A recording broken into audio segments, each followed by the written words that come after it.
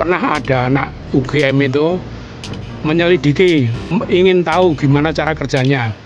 Kok bisa-bisanya air itu bisa mengalir sampai jauh tanpa tenaga listrik, tanpa tenaga diesel. Jadi dia pernah 3 kali anak UGM itu survei ke situ.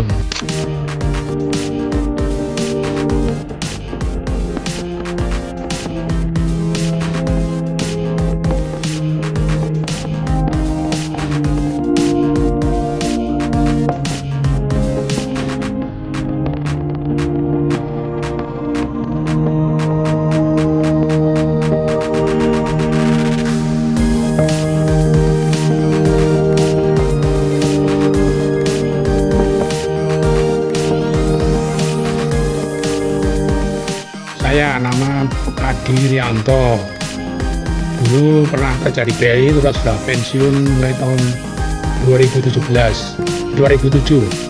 pensiun 2007 sampai sekarang berarti sudah 18 tahun.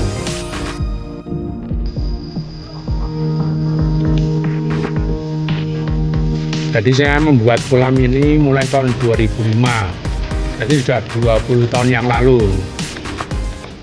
Saya melaksanakan pekerjaan ini karena ingin menambah gizi untuk keluarga. Kalau seandainya ada kelebihan ikan udah besar-besar, udah dimakan dan kita jual, bisa nambah penghasilan.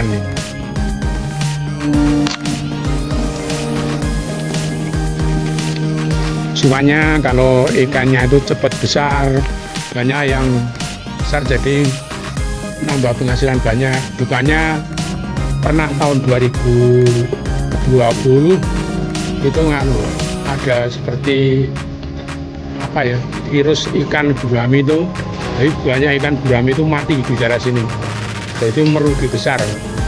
Saya aja 3 kolam ini kalau dulu ada hampir 500 kilogram yang mati itu, cuma dibuang saja, nggak bisa dimanfaatkan.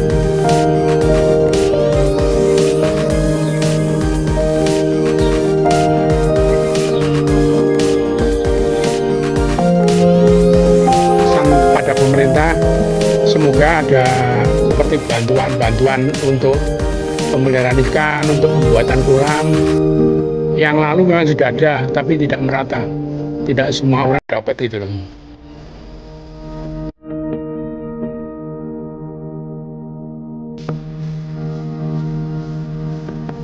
Jadi di sini karena airnya itu banyak, terus kita bikin pompa air yang tenaganya tenaga dari air, jadi tidak perlu bahan bakar, tidak perlu listrik, itu untuk mengairi kolam yang ada di rumah.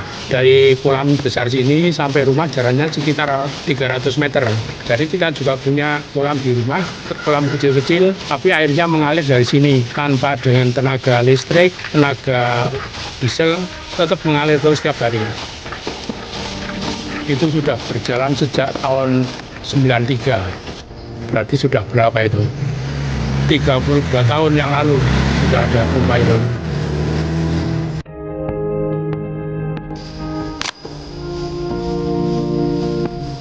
Jadi pompa itu pernah ada anak UGM itu menyelidiki, ingin tahu gimana cara kerjanya.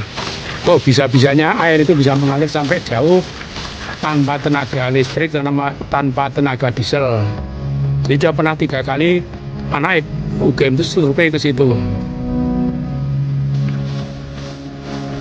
Jadi di sini, desa sini ada orang yang bikin pompa itu. Padahal pompa itu sudah sampai dipesan dari orang Danau Toba, Kalimantan, Sulawesi sampai Kupang, itu dia pesan pompa itu dari sini, dari perusahaannya Pak Ratno namanya. Jadi ikan yang saya pelihara itu pertama ikan gurami, ikan tawes, ikan mujair. Soalnya ikan-ikan tersebut mudah dijual, banyak yang suka itu loh.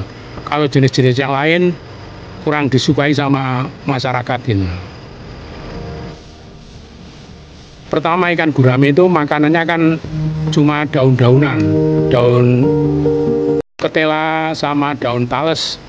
Kalau ikan tawes mau juga Tapi kalau ikan mujair senangnya dikasih makanan pur. Jadi kalau kita pelihara ikan makanannya pur terus, itu tidak cocok gitu loh.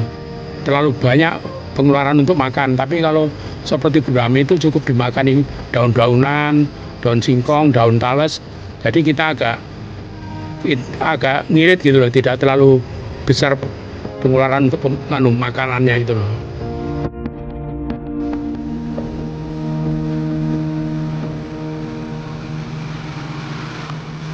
Jadi kalau tanya masalah jam kerja, saya itu kan sudah ada terikat waktu. Jadi kadang jam kerja sampai dari jam 8, jam setengah 10 capek, kita tidur di gubuk sini tuh. Ini kan ada bantalnya. Terutama kalau listrik mati itu, saya tidak bisa tidur di rumah. Karena AC tidak hidup, kipas angin tidak hidup, tidurnya di sini tuh malah enak sekali, sih sekali.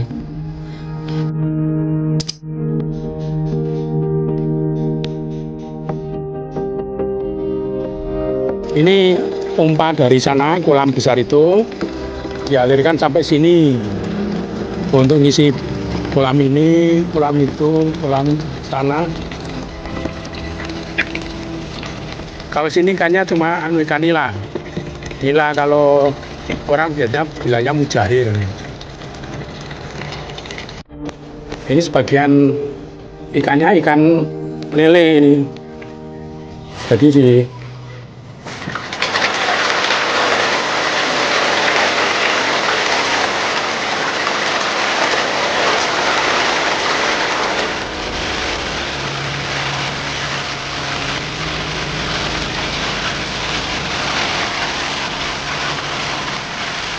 Jadi ikan lele ini kalau sudah besar-besar dikonsumsi sendiri itu tidak habis, terpaksa dijual. jadi uang gitu. Nah yang sebelah sini ini gurami juga. Gurami itu lama besarnya sampai 5 tahun baru besar. Nanti saya lihatkan contohnya guraminya ya, kita berikan. Ini contohnya gurami yang sudah besar 5 tahun.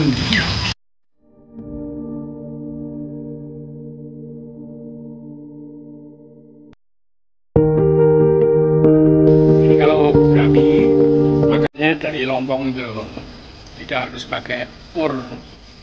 Jadi daun lompong mau sekali dia. Makanan utamanya dia daun lompong sama daun ketela tahun itu. Jadi saya sudah bikin kebun untuk makanan gurami itu.